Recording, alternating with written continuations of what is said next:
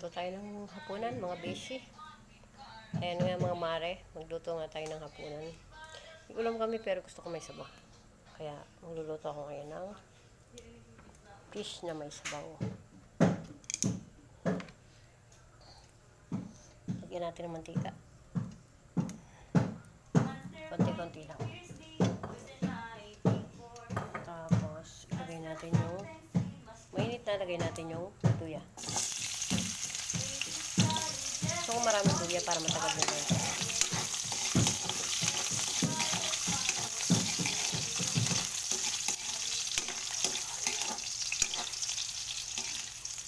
Ayan nga mga mare.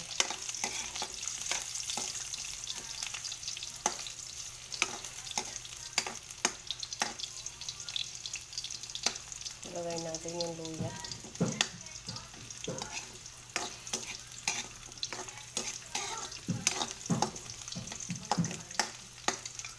Tapos, sunod natin yung bawang.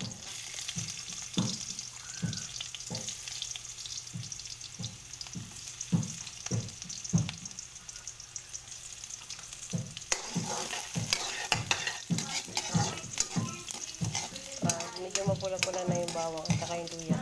Saka natin ilagay yung sibuyas.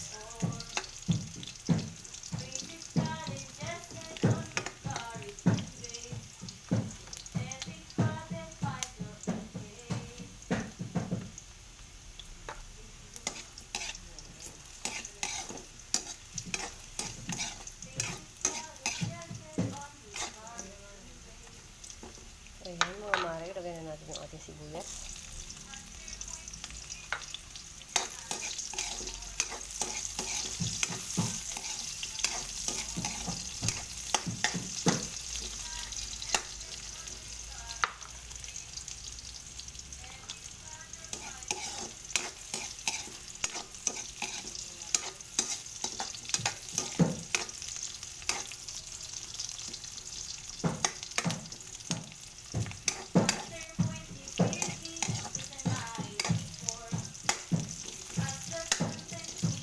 Tapos, ayan nga, pwede na natin ilagay yung ating isda.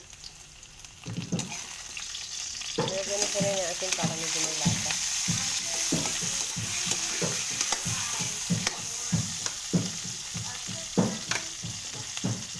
Ayan.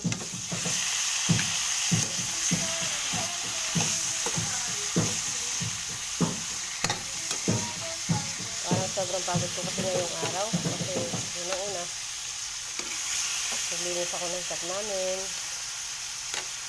Tapos nagdala ng merienda sa mga trabado ni ate. Tapos pumunta ng bayan para bumili ng gamot ng asawa ko. Kaya eto, niluluto naman naman sabaw. Niluluto naman tayo ng hapunan. May sabaw para makahigop tayo ng mainit na sabaw. Makabawas-bawas na lang sa pagod. Ayan. Tapos, lagyan natin siya ng konting tubig.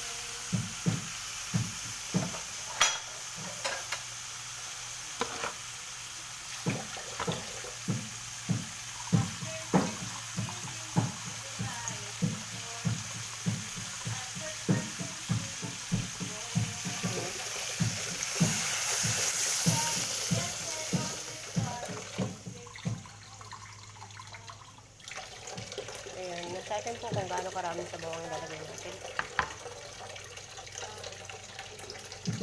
Tapos, saka natin siya takpan. Try natin siyang ulo ng ulo. Ayan. Yan lang yung available na takip natin. Antayin natin siyang ng mga siguro mga 10 minutes na kumukulo. Saka natin ilagay yung gulay.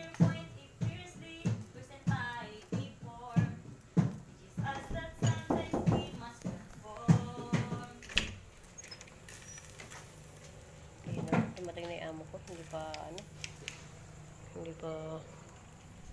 ito yung ulam. Mapagalitan na naman ako ng boss ko.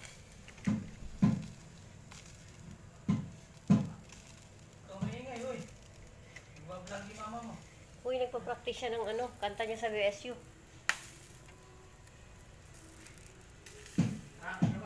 Ito nga pala yung ilalagay natin gulay.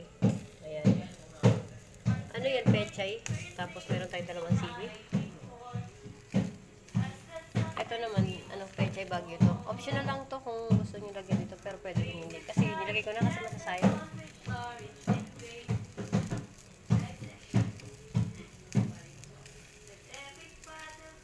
Antay lang tayo ng mga 10 minutes.